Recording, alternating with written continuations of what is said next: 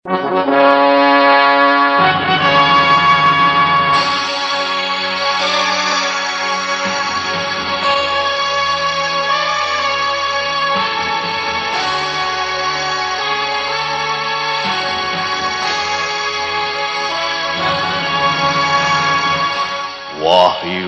Astabrata.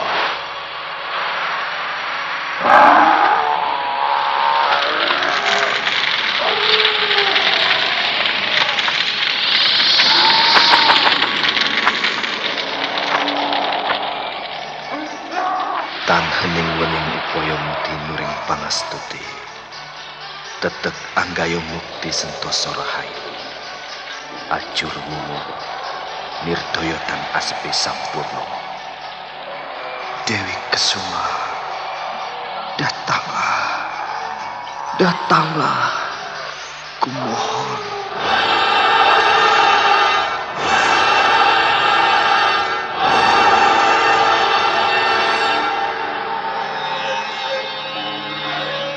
Aji Sukmo, aku telah bersamamu. Kaulah suamiku. Mari menyongsong matahari.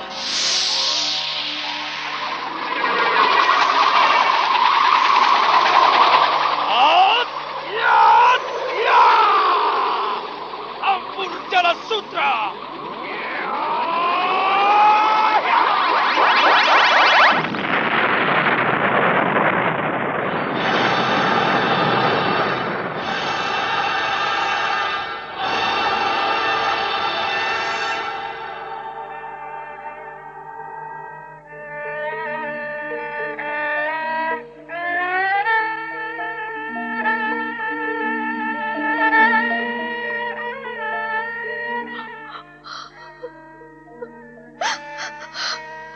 Kakang Sukmo, tolonglah aku. Lepaskan aku dari penderitaan ini. Rara Sunti, Rara Sunti, aku datang. Aku akan menolongmu. Rara Sunti!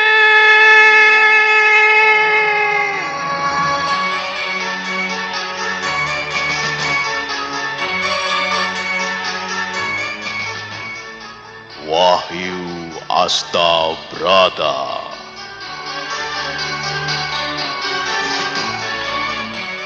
Serial Sandiwara Radio ini dipersembahkan oleh PT Swadaya Prativi.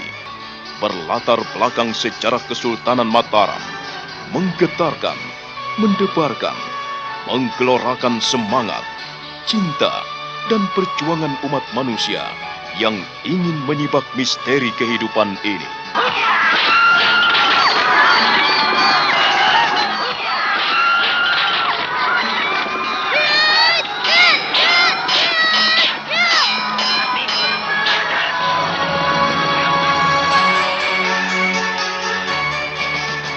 Didukung oleh Ferry Fadli, Eli Ermawati, Ivone Rose, Yuli Mulyana, Idris Apandi, M. Abud, dan artis-artis top lainnya. Cerita ini ditulis dan diolah oleh Bu Nergis Muryono. Pengarah cerita dan naskah Agung Bahrodi. Ilustrasi musik Haris Sabar. Teknik dan montase Jenny Mumu.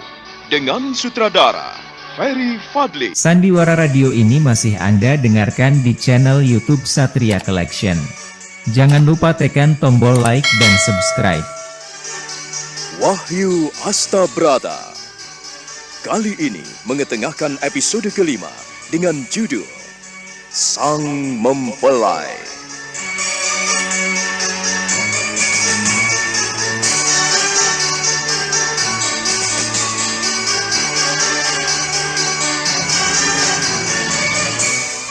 Dalam seri ke-131 ini didukung oleh para pemain Naryo sebagai Ki Prada, Neni Haryoko sebagai Nyai Prada, Eli Ermawati sebagai Nini Wari, dan Asdi Suhastra, pembawa cerita. Selamat menikmati. Sandiwara Radio ini masih Anda dengarkan di channel YouTube Satria Collection. Jangan lupa tekan tombol like dan subscribe.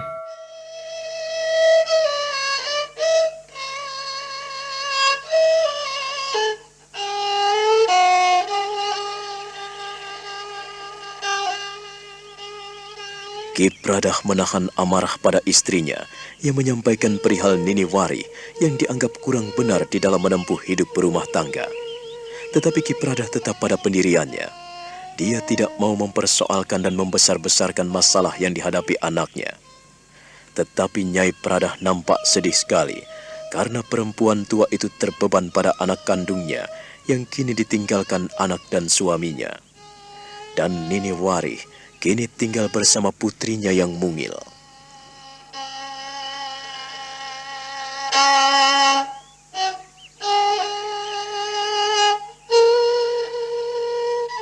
Terus terang, aku tidak suka kau memperbesar persoalan anakmu. Dia sudah punya keluarga sendiri. Dia punya rumah tangga sendiri yang harus dikelolanya. Kita tidak boleh ikut campurnya. Aku tahu itu, Ki. Tapi bukankah ia anak kita?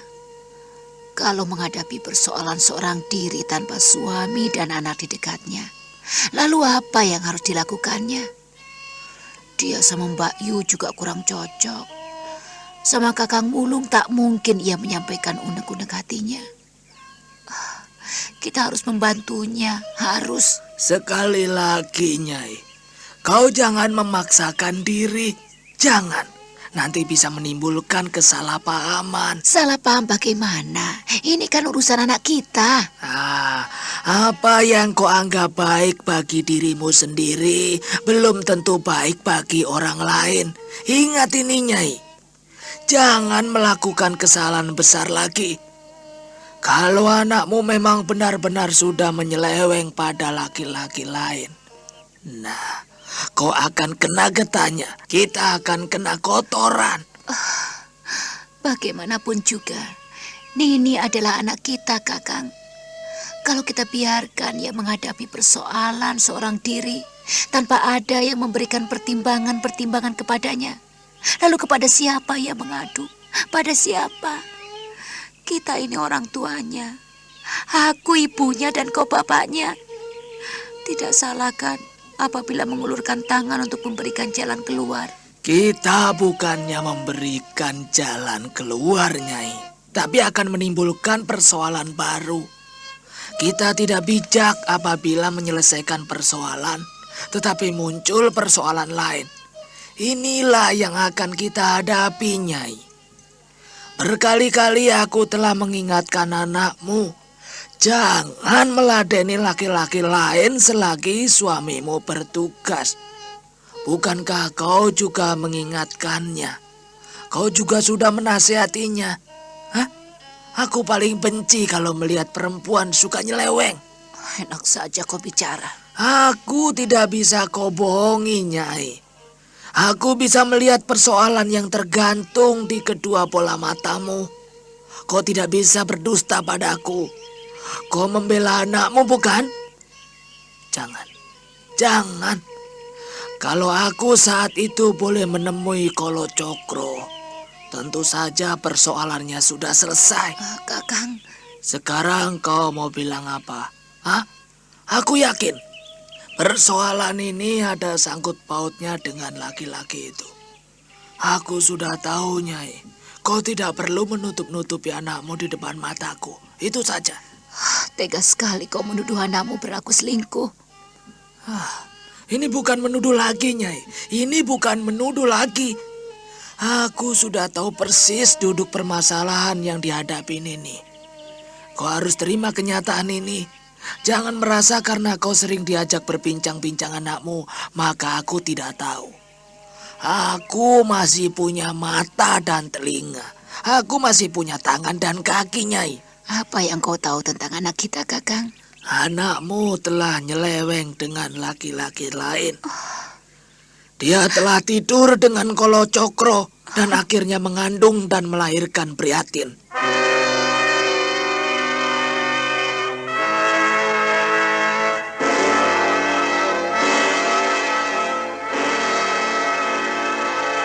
Sandiwara Radio ini masih Anda dengarkan di channel YouTube Satria Collection. Jangan lupa tekan tombol like dan subscribe.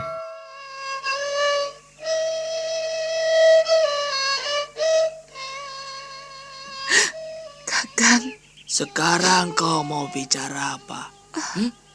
Mau menyangkal kenyataan yang ada di depan mata kita? Itu jelas tidak mungkin. Kau Nyai. menuduh anakmu serong dan berlaku selingkuh. Sekali lagi ku katakan kepadamu, aku bukan hanya menuduh, tetapi aku sudah tahu persis permasalahannya. Sehingga kau tidak perlu menutup-nutupi apa yang dihadapi ini. Kau ini. Tapi persoalannya bukan begitu, Kakang. Persoalan apa? Kau paling akan menjawab bahwa anakmu itu telah diperkosa dan disihir sehingga ia tidak melakukan apa-apa. Dan ia tidak tahu apa-apa tentang dirinya sendiri. Itu mustahil, Nyai. Kau benar-benar tidak percaya pada anakmu sendiri, Kakang. Semula aku masih percaya dan aku bisa memegang. Aku pun tahu bagaimana sifat dan tingkah laku anakku. Kau pun tahu persis siapa itu Nini. Tetapi setelah aku melihat kekurang ajarannya, ia melanggar norma-norma dan tata susila sebagai ibu rumah tangga. Baik itu diperkosa atau disihir. Tetapi kenyataannya dia memang berlaku selingkuh. Kakang, kau jangan begitu. Aku akan tetap teguh pada pendirianku. Lalu untuk apa ia meninggalkan suaminya kerja di Mataram? Pulang ke Karanganyar? Untuk apa? Dia kangen pada Sukmo. Dan Sukmo tidak ada di rumah. Mengapa dia tidak segera balik ke Mataram? Kau sendiri tahu, Kakang. Cucumu tidak pernah tinggal di rumah. Berulang kali ia mencarinya ke sini, ke sana, kemari. Kau tidak menghargai jerih payah anakmu sendiri. Bagaimana aku tidak menghargainya? Aku menghargainya. Tetapi kenyataan seperti ini membuat hatiku ikut kecut, Nyai. Anak kita jelas bersalah. Titik. Jangan kau bela. Dengarlah aku, Kakang. Aku tidak mau mendengarkan pendapatmu lagi. Kalau hanya ingin membela dan membaik-baikan orang yang bersalah. Kau belum tahu kenyataan yang terjadi, Kakang. Aku tahu. Aku cukup mengerti. Kenapa tidak tahu? Semua orang sudah mengerti apa yang dihadapi anak kita. Dan kita ikut malu, Nyai. Kau akan tetap mempertahankan kesalahanmu? Akan tetap bertahan dan menutupi anakmu? Kita tidak boleh menutupi kesalahan, Nyai. Jangan sekali-kali mengubur bangkai. Sedalam-dalamnya kau mengubur bangkai, maka baunya akan tercium juga, Nyai. Ya, ungkapan itu benar. Tetapi tidak berlaku buat anak kita. Anak kita, anak kita, anak kita. Siapapun orangnya, kalau bersalah tidak boleh kita bela, Nyai. Dengarkan aku. Aku ini suamimu, Nyai. Aku ini suamimu. Aku ini lakimu. Aku sudah tahu persoalan anak kita. Kau tidak perlu mengulanginya lagi, Nyai. Tapi kau belum tahu apa sebetulnya yang terjadi, Kakang. Hanya kau yang bilang begitu. Aku tahu. Kalau tahu, coba. Apa yang dirasakan anak kita? Apa yang dirasakan ini? Anak kita tidak pernah merasa tidur dengan Kolo Cokro. Dia juga tidak pernah merasa diperkosa oleh Kolo Cokro. Dia tidak mengetahui itu semua. Tetapi tahu-tahu ia hamil. Begitu? Anak kecil pun tidak bisa dibohongi tentang masalah ini, Nyai. Setiap orang yang hamil pasti ada sebab dan akibatnya. Kalau ia tidak kawin, juga tidak akan hamil. Kau jangan menutup-nutupinya lagi. Aku tidak suka itu. Biarlah kesalahan dan dosa itu ditanggungnya sendiri. Aku tidak setuju dengan pendapatmu. Tidak setuju? Ya terserah. Itu pendapatku. Kau pun berhak memiliki pendapat sendiri, Nyai. Tapi kita harus meluruskan. Kita harus menjernihkan persoalan ini. Bertahun-tahun suaminya tidak pulang. Bertahun-tahun anaknya tidak pulang. Cucu kita tidak pulang. Kau tahu di mana Sukmo? Kau tahu? Jika mereka ada di dekatku, ya mereka itu milikku. Tetapi kalau mereka sudah pergi dariku, ya sudah milik orang lain. Aku tidak tahu. Orang yang dewasa harus bisa menyelesaikan persoalannya sendiri tanpa menimbulkan persoalan baru. Itu. Kalau Wari tidak mau pulang dan Sukmo juga tidak mau menemui ibunya, itu jelas anak kita lah yang salah. Berkali-kali aku menasihatinya, berkali-kali aku berpesan kepadanya, tetapi tidak pernah didengarnya. Ya sudah, untuk apa aku bicara? Hah? Untuk apa aku membuang-buang tenaga dan pikiranku kalau tidak digubris? Aku ini orang tua dianggap sebagai patung, dianggap sebagai tunggak. Aku tidak bisa. Aku tak mau bicara lagi. Aku tak mau bicara panjang lebar lagi. Sudah, uruslah sana sendiri. Aku tidak mau tahu. Kakang.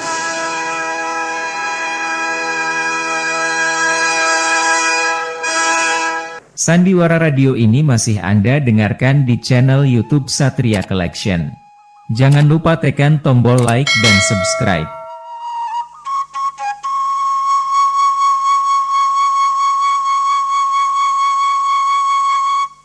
Ki Pradah memalingkan wajahnya, lalu dia menyulut rokok yang dilinting sendiri dari kelobot. Kelobot adalah kelopak jagung yang telah direbus dan dibuat untuk pembungkus tembakau. Nyai Pradah makin sedih karena hati suaminya kaku sekali.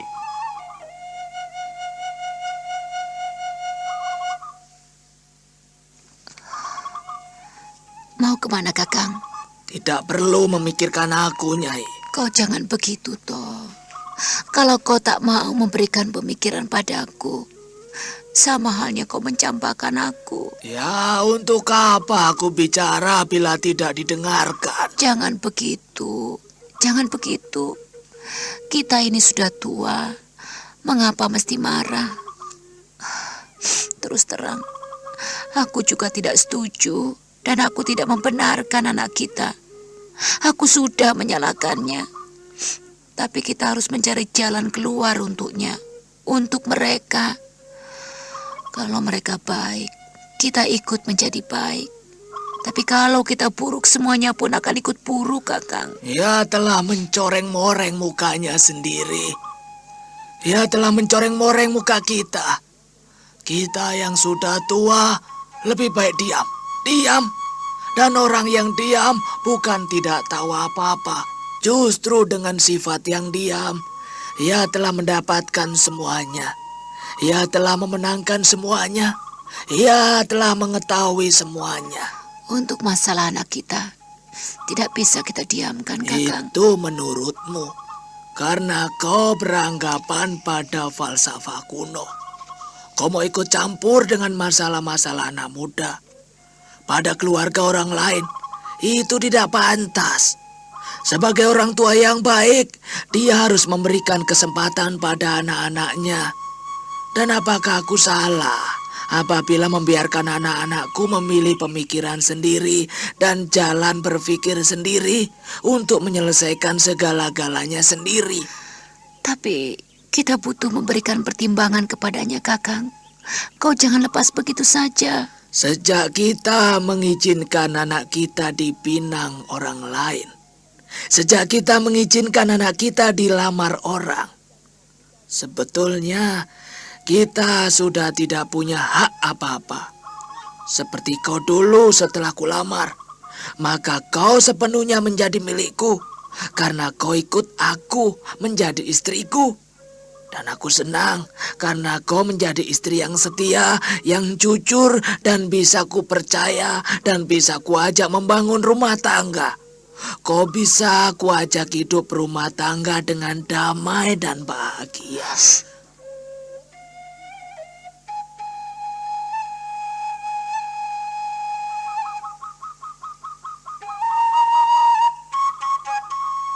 Dan apabila sekarang ini anak kita menempuh jalan yang berbeda, artinya ia telah memilih jalannya sendiri dan kita tidak bisa menghalang-halanginya, Nyai.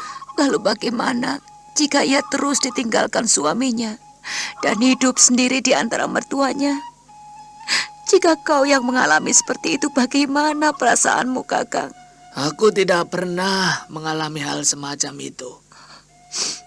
Karena aku bukanlah orang yang bodoh. Sebodoh-bodohnya Prada, ia tidak akan membiarkan dirinya tercebur dalam lumpur yang menenggelamkan dirinya. Ingat-ingat itu. Kalau aku melakukan kebodohan, tentu saja aku tidak menjadi suamimu dan kau tidak menjadi istriku. Sudahlah, ku minta kau jangan merepotkan diri dengan urusan ini, Ware. Sudah sana, istirahat. Aku tidak suka kau bermuram durja seperti itu. Hanya gara-gara persoalan anakmu.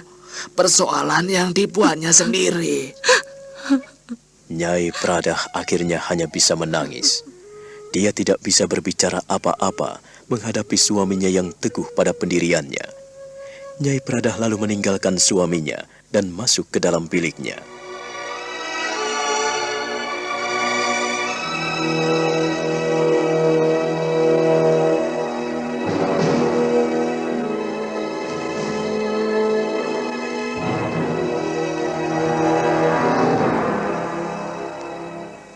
Sementara itu, Nini Warih yang tinggal di antara kedua mertuanya hanya bisa berdiam diri sambil mengasuh putrinya, buah rahim yang ia lahirkan akibat perbuatan Kalacakra.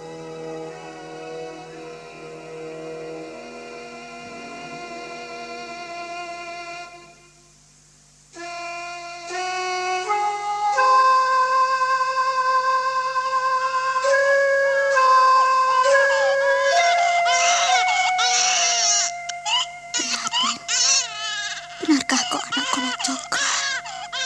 Benarkah, Nduk? Tetapi ibu tidak pernah melakukan itu dengan kesadaran, akal dan pikiran ibumu. Tidak, Nduk. Tapi kau anakku yang cantik. Mengapa persoalan ini kita hadapi, Nduk?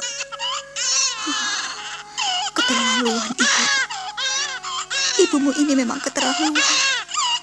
Mengapa tidak bisa menjaga diri? Mengapa ibu sampai begini? Tetapi Nduk, sungguh ibu tidak tahu apa yang telah terjadi. Oh, prihatin anakku. Nah, bagaimana kisah selanjutnya? Saudara pendengar, silakan menunggu seri berikutnya dalam serial Wahyu Astabrata ini. Sampai jumpa.